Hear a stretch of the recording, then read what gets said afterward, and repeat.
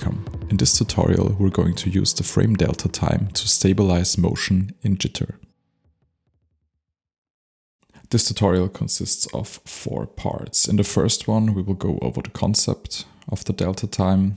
In the second one, we will set up a simple particle system, so we can then introduce the delta time into the particle system in the third part. And in the fourth part, we will essentially do the same thing, but not with a particle system, but with a simple texture feedback system. Starting with the first part, explaining the concept. So the delta time is essentially the time that passed between the last frame and the current frame. I know this concept from Unity, which is a game engine. There we have this built-in variable called time.deltaTime. And we use it if something happens over and over again at every frame. So imagine moving an object a distance of x at every frame. So if you have a frame rate of, let's say, 5 frames per second, you move 5x per second. But if the frame rate changes and it's suddenly 10 frames per second, then you would move 10x per second. So the movement or the distance moved is always depending on the frame rate in this case. And in Jitter, the frame rate is also not constant, but it changes depending on what's going on in the patch. And when we're using feedback systems, like with particle systems or in texture feedback systems, the movement that we see in there is always depending on the frame rate. So to counteract this, we can introduce this delta time. I will start with a short example to show you how the frame rate influences the speed of movement. So to do this, I will create 2 QMetro objects with 2 toggles so we can switch them on. And let's say the first one sends out a bang every 100 milliseconds and the second one sets out a bang every 200 milliseconds. So we can then use a counter. So what this does is for every bang, we're moving up 1. Then I will also patch in this 0 so we can reset it. Then let's use a slider. So this one goes from 0 to 127. So we can use the modulo 127 so it wraps around. And then we can put the same thing here.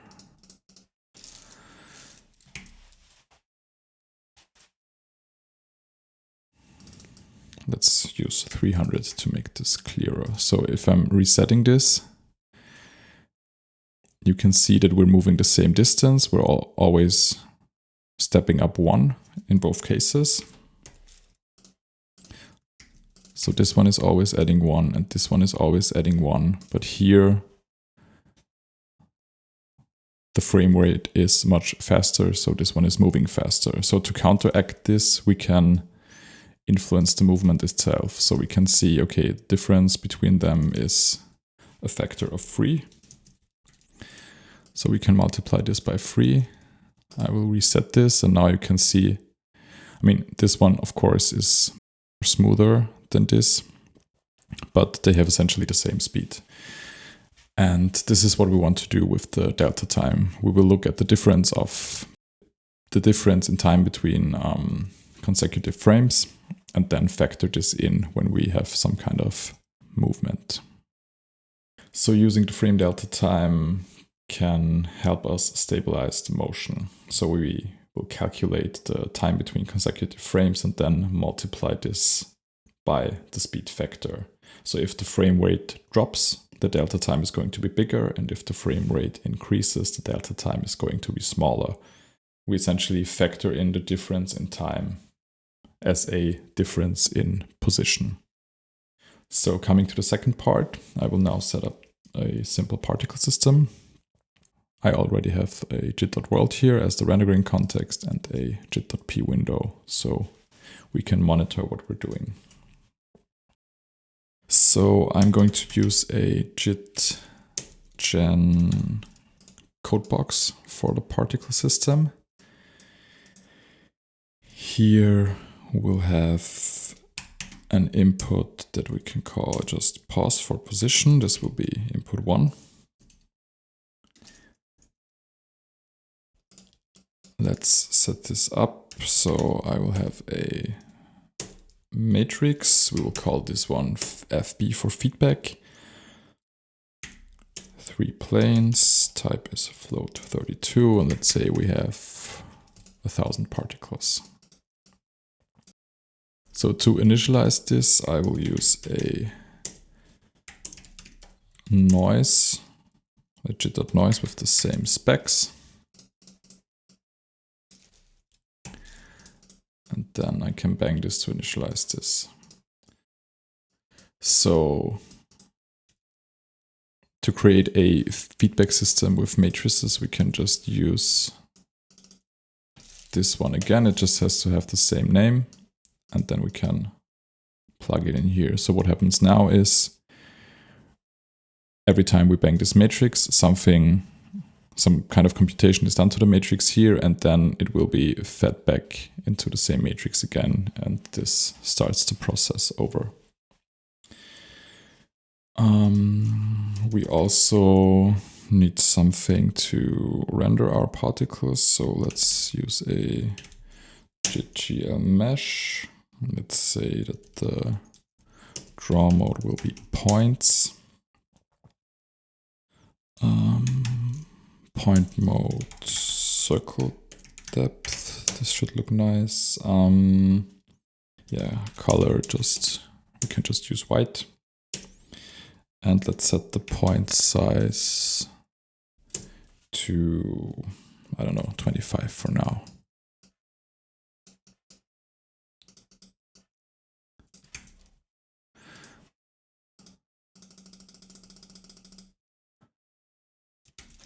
Okay, we'll set our out here. Out is our position. Then I will, okay, this goes now from 0 to 1 in all directions. So let's scale this quickly with another gen. Let's call this one scale. And let's say we're scaling this between -1 and 1.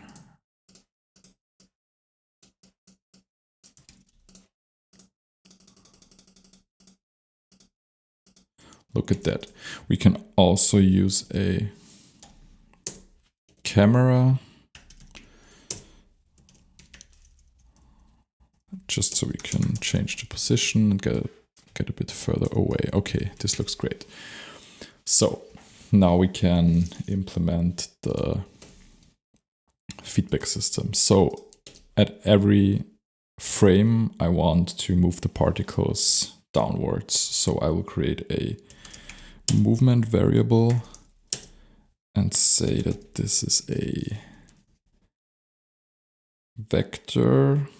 So we will move 0 in the x direction, 1 in the y direction, and 0 in the z direction. Then, let's also create a parameter and call it speed. So we can change the speed of movement. So we can then multiply this one by speed. And then we can subtract this movement vector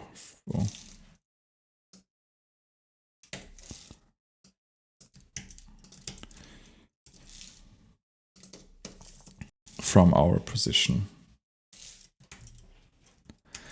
And now we need a jit bang object so we can bang this matrix constantly. So we can, okay, seems like I made a mistake somewhere. What's wrong?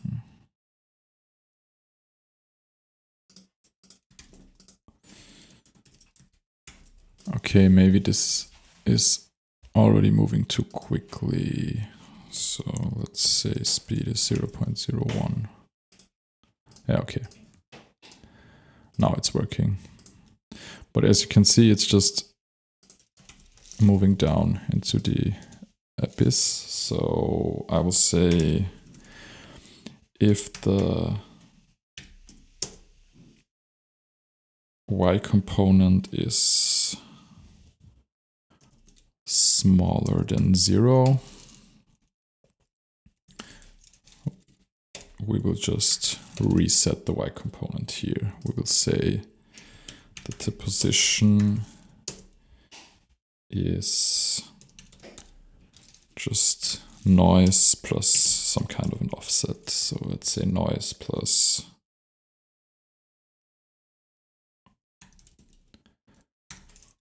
an offset of 1 in the y direction. So now you can see every time a particle goes below 0, it starts over again.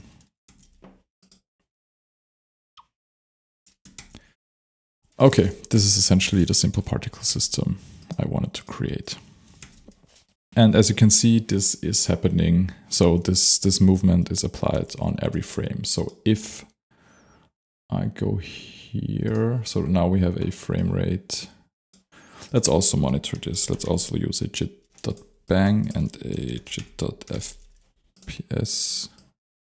GUI so we can monitor our frame rate. So at a frame rate of 100 frames per second, we have this speed of movement. If we go to 50 frames per second, you can see that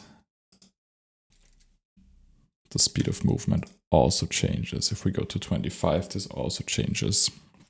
And in Jitter, most of the time, you cannot really control the frame rate. It changes depending on how demanding your patch is. It changes with everything you change within the patch. So it would be great if this would be frame rate independent. So if I'm building something, even if I want to send it to someone else and for them to use it on their computer with the same speed of movement, it would be good to have the movement independent of the frame rate. So now we can introduce the delta time. So how can we create this delta time? I guess there are many ways to do this. I will show you one way to create it. So there's this object in Max called cpuclock. And this, for every bang, this gives me a very accurate, what's it called, system time? Yeah, it's a system timer. So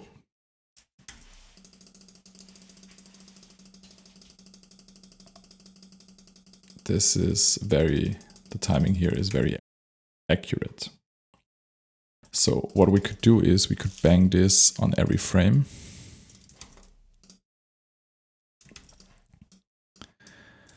And then take the value from the previous frame and subtract it from the current frame so we can see what the time difference between the two frames is. So to do this, we can build something like this. So a trigger float bang. So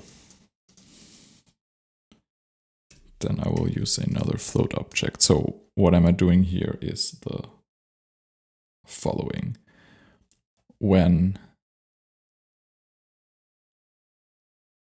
a new number comes in, so on every frame a number comes in, so I will set this value here.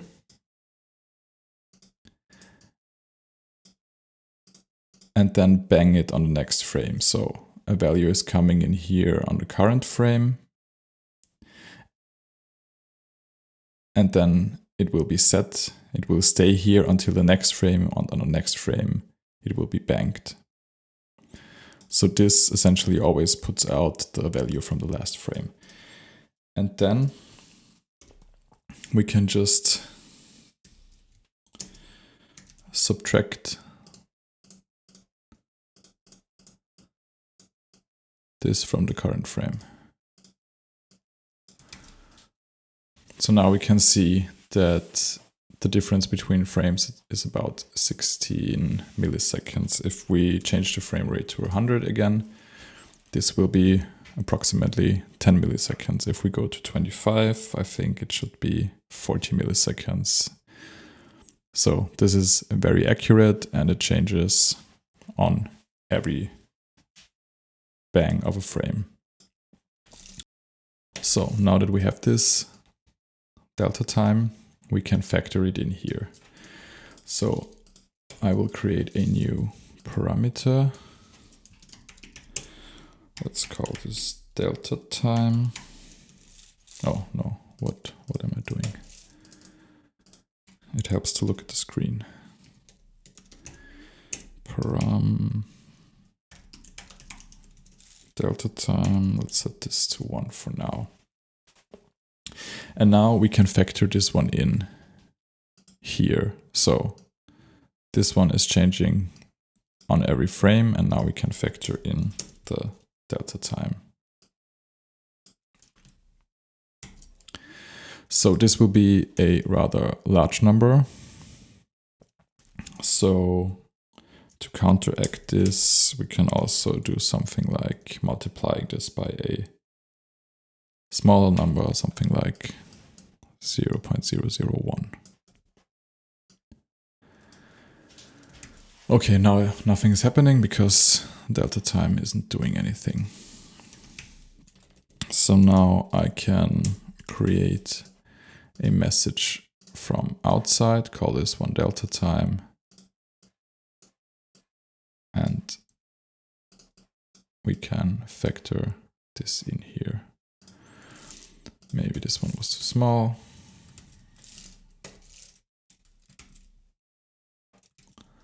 Let's do something like this. So now theoretically, if I change the frame rate, the speed of movement doesn't change.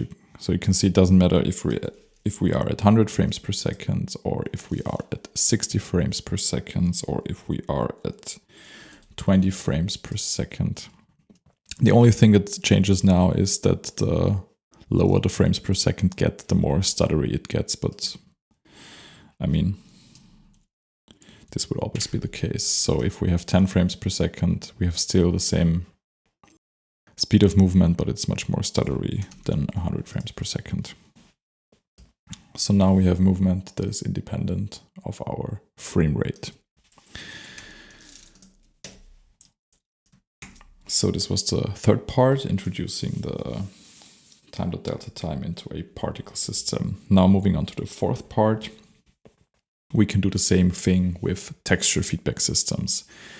In, I think, most of my previous videos, I was working with texture feedback systems. I like to do that a lot.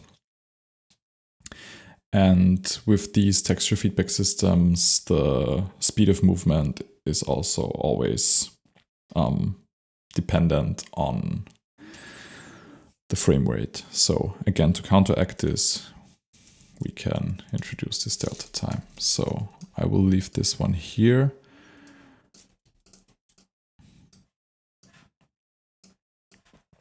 Put this one away and create a very simple texture feedback system. So to do this, I will start with, so I will go over this a bit quicker than usual because it's just about demonstrating the delta time, but I will put videos in the description where I go over this texture feedback thing a little more in depth. Okay, so what do I need? I need two jit.gl textures. Let's say dimensions full HD.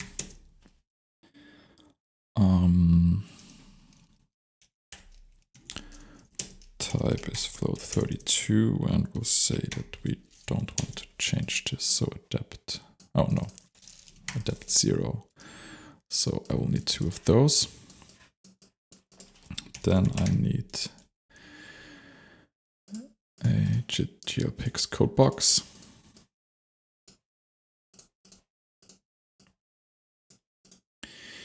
In here, I will have a parameter called speed. Let's set this to 1.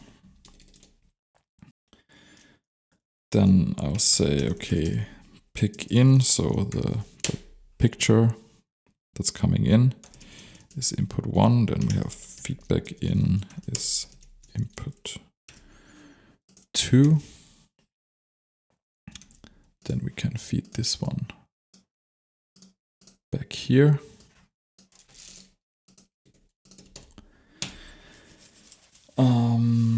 Yeah, what kind of feedback system do I want to do? I will do the stretchy one. So I will put a link up there. In one of my previous videos, I did this pixel stretching thing, and I will use the same algorithm here. So I will always use the upper rows of pixels from the incoming texture and then stretch it over the whole texture. So to do this, I need the size of 1 pixel. So pixel equals 1 divided by the dimension of the whole texture. Then I need a movement vector.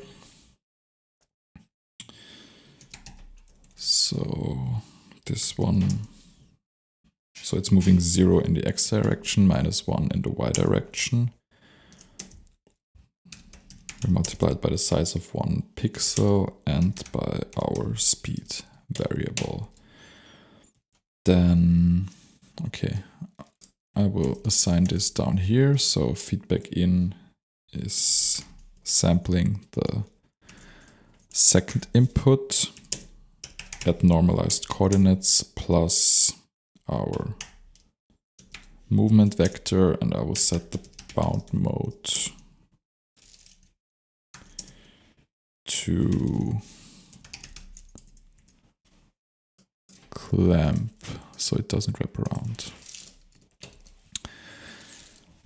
Then we also need a mask, so we're not stretching the whole thing, but we're just taking the first row of pixels. So to get the first row of pixels, we can say, okay, normalized coordinates dot y have to be bigger than the size of 1 pixel, and we just use 1 channel of this mask. And then we can use a mix operator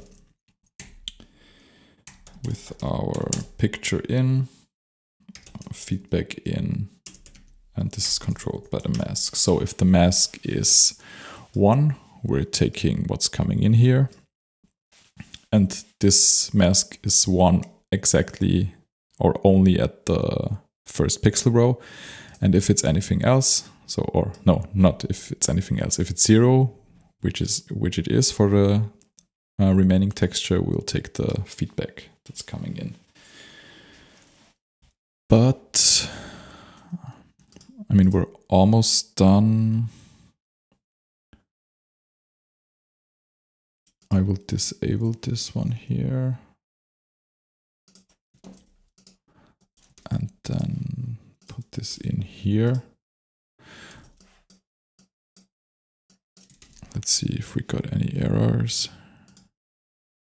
Okay, I think these one are all there. So yeah, we still need some kind of an input. So I will use a jit.gl.pix. So this is just a noise function. Let's say type is also float 32. And I don't know, for the scale, let's do something like 51. So this gets the first texture as an input. We're banging this at every frame, and now you can see it's taking the first row of pixels. So this is the first row of pixels, and it's taking it and it's stretching it across the whole thing. But I think this would be nicer if we animated it, so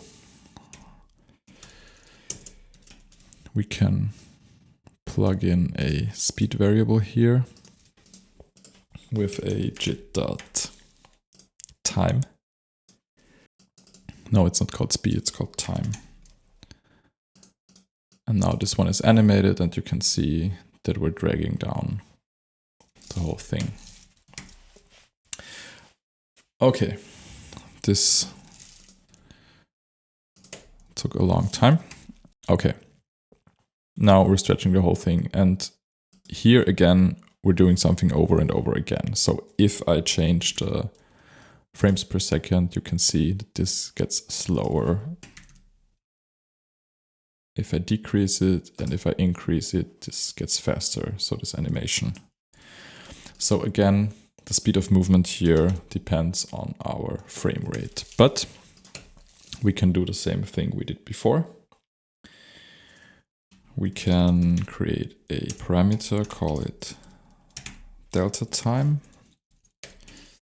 Let's set this to 1 here, and we can also factor it in here with our movement vector.